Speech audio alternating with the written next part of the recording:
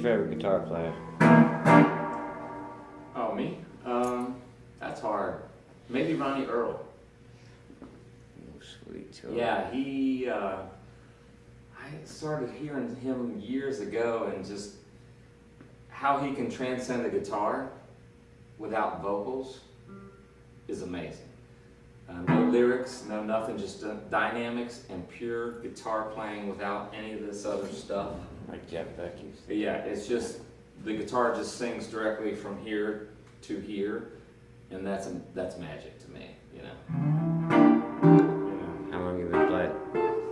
How long have I been playing? I've been playing, do I have to tell you when I started or how many years? I started when I was really, well, let me start at the beginning. So my father died when I was 11 years old. Massive heart attack, here today, gone tomorrow. And my mother, smart as she was, realized that I was at a fragile age and I probably would get in a lot of trouble. So she said, do you want to take karate lessons or do you want to take guitar lessons? And I thought, well, karate's not that cool, so I'll take guitar lessons, you know. So I took guitar lessons for a while at 11 years old, and then I kind of got bored with it and didn't do it for a while because I was kind of still into sports. But I had an older brother that played guitar, and he had a friend that would come over that was a really big guitar player. And I thought, well, maybe this is kind of cool. So I remember he taught me the America song. In the foggy outside, yes, I'm going to stand around you. You know that song, The Sandman, which has an F in it, which as a guitar player, you know, an F is the Got a devil, you know, to play a bar chord F when you're 13 years old. So I mastered the F chord, you know, at 13 years old, and sort of never looked back, and just sort of self-taught from there, all the way to college. So, and then I went into college at 18 years old and went to NKU and learned some music theory. I'll be honest, the thing that I learned the most was ear. We used to, one professor had this game where he would play a chord on the piano, and you couldn't see his hands, and you had to guess the chord, or you had to guess the key, or you had to guess the notes.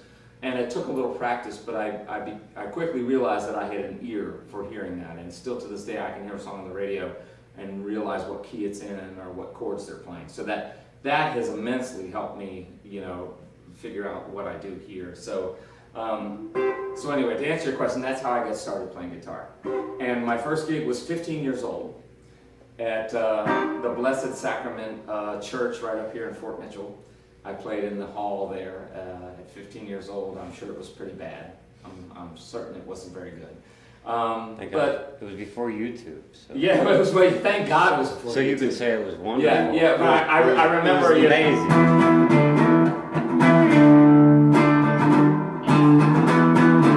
I remember, you know, playing cocaine for the place. You played cocaine at a yeah, 15 years festival. old. My mother, God rest her soul, probably didn't realize that, but that was fun. You know, I remember probably playing 15 minutes of that. We probably only knew 3 songs, but anyway. So literally from then, from 15 years old, I played gig after gig after gig after gig. By the time I was 17, I was playing at Bogart's. I was in a band with all high school buddies, and this is on YouTube. A band called The Potentials. And we were doing covers of all the cool 80s songs. We were doing Def Leppard. And I didn't know there were any cool 80s songs. There's a lot of cool 80s songs.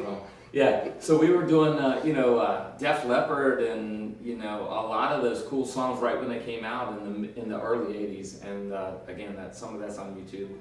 And so from there, I just kept band after band after band. And I did all kinds of music. I did pop music, I did dance music, I did, you know, heavy guitar music.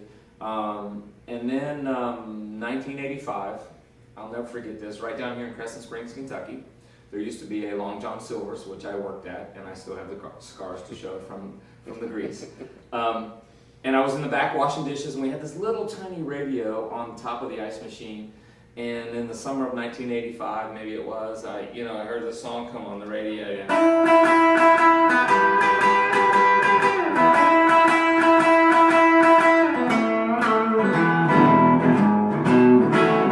Which, of course, Pride and Joy changed everything. And for me, it literally did change everything. I just sort of gravitated to sound and the feeling of that music, and became a student of the blues really at that point, while I still played other stuff, but that sort of took over for me. And then let's fast forward to maybe 1989. I was working in the hotel business in downtown Cincinnati at the Hilton Hotel, and I look up one day, and who's standing right in front of me about this far away was Mr. Stevie Ray Vaughan. And of course I walked up to him, shook his hand. He was shorter than I was, which I was surprised, but about crushed my hand and everybody that ever met him will tell you he had a hell of a handshake. Really nice, very humble, very sweet guy. I got to go down on his tour bus, take his guitars up, which, you know, looking back, I probably should have opened them and, you know, took some selfies with the, you know, with the guitars. Probably number one was in one of those cases, but I didn't realize it at the time. Took him up to his room. He comes to the door, very nice again, but had no shirt on. And most people don't realize that he had a hell of a tattoo on his chest of a phoenix that took his whole chest. But he always wore close-knit shirts, so I was like, whoa, what is that, you know? But it just sort of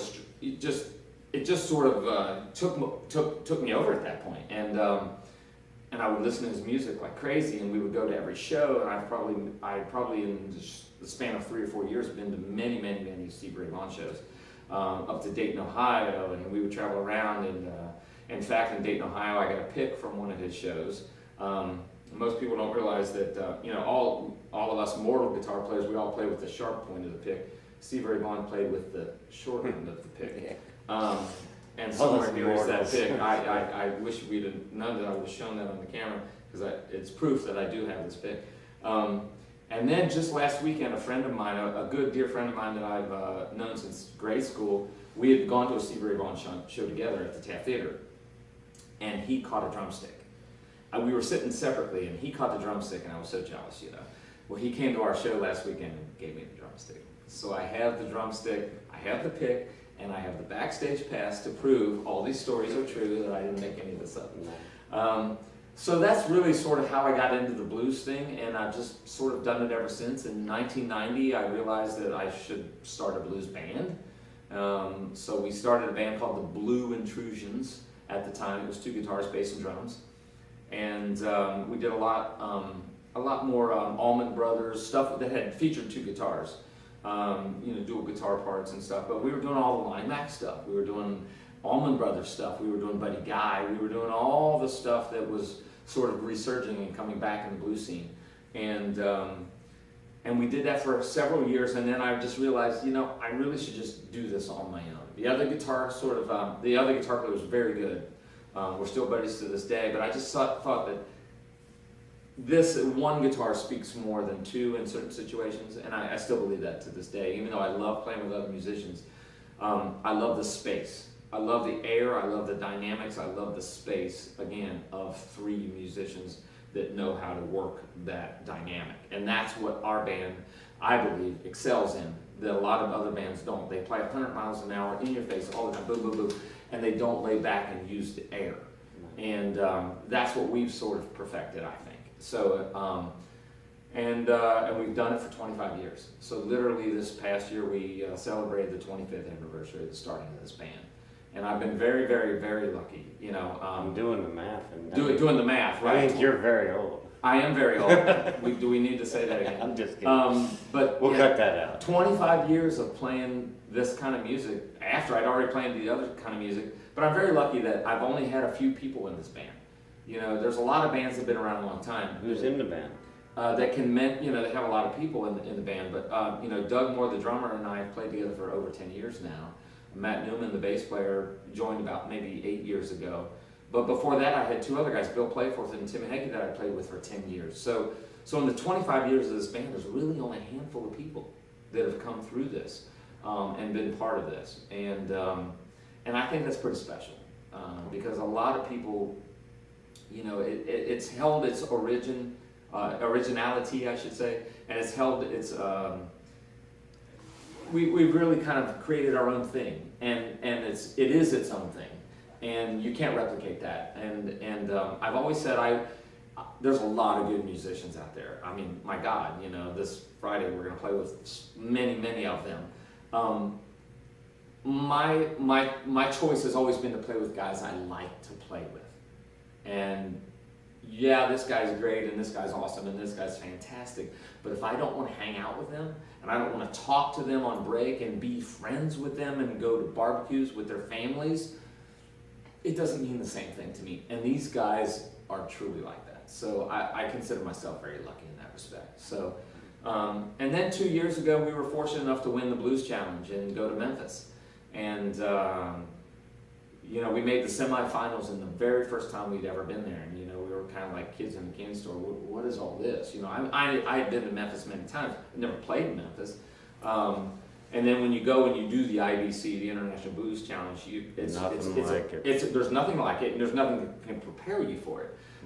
You know, you literally have 20 minutes to show who you are, right after the person in front of you shows who they are, and the right person after you shows who they are.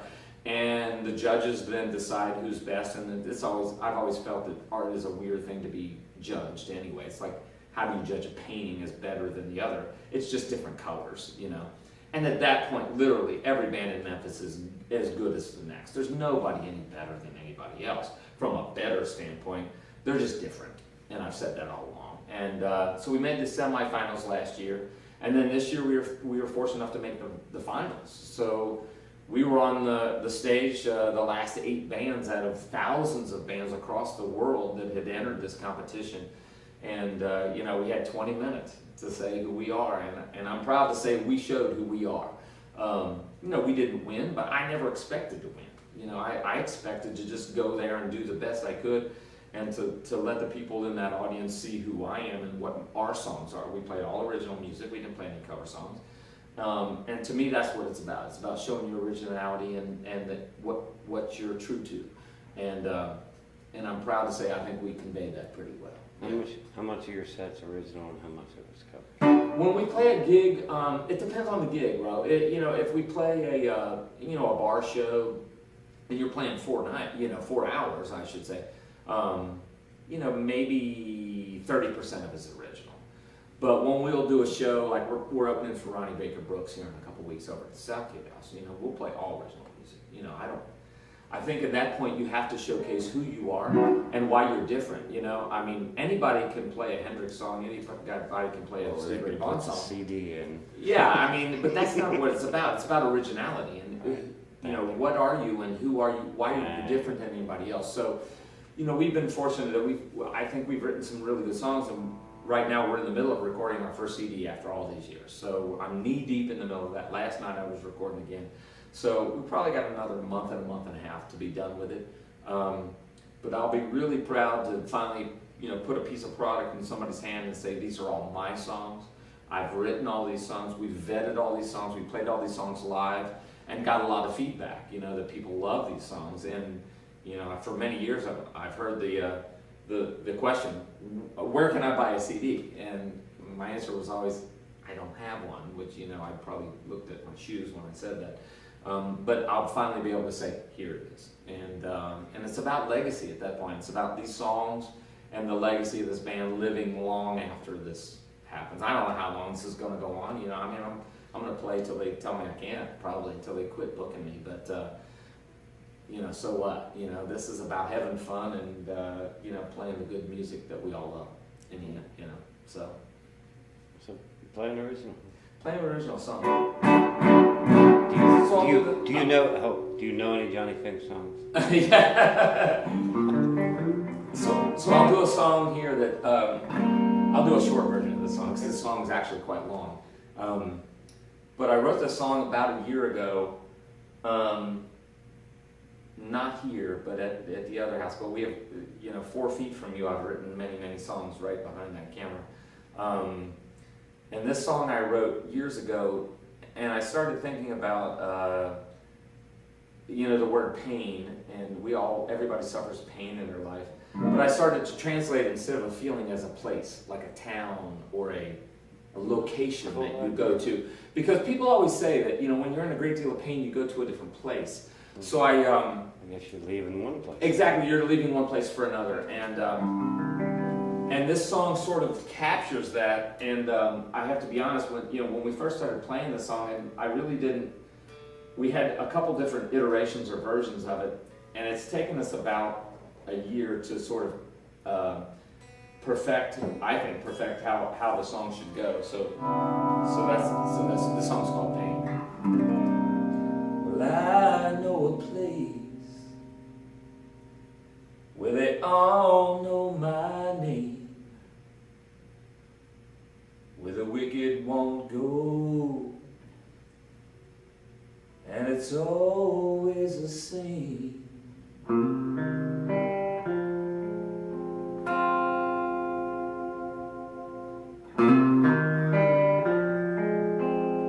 Yeah, I know a place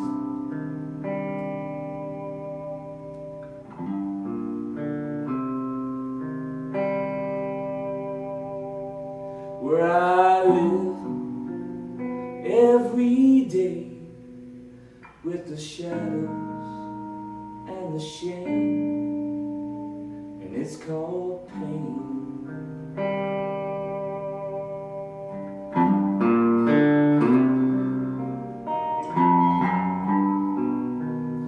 Well, people ask me to leave, but I got nowhere to go. Well, they want me to see, but I'm blind. Don't they know I know a place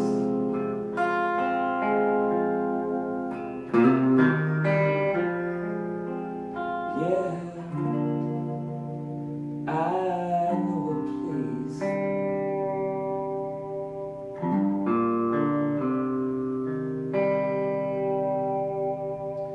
where I live every day with the sorrow and the shame, and it's called pain.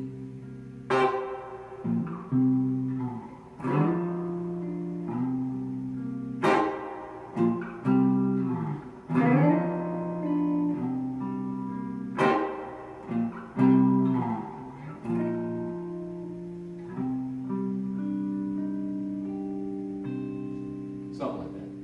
Beautiful. Sounds just like the record.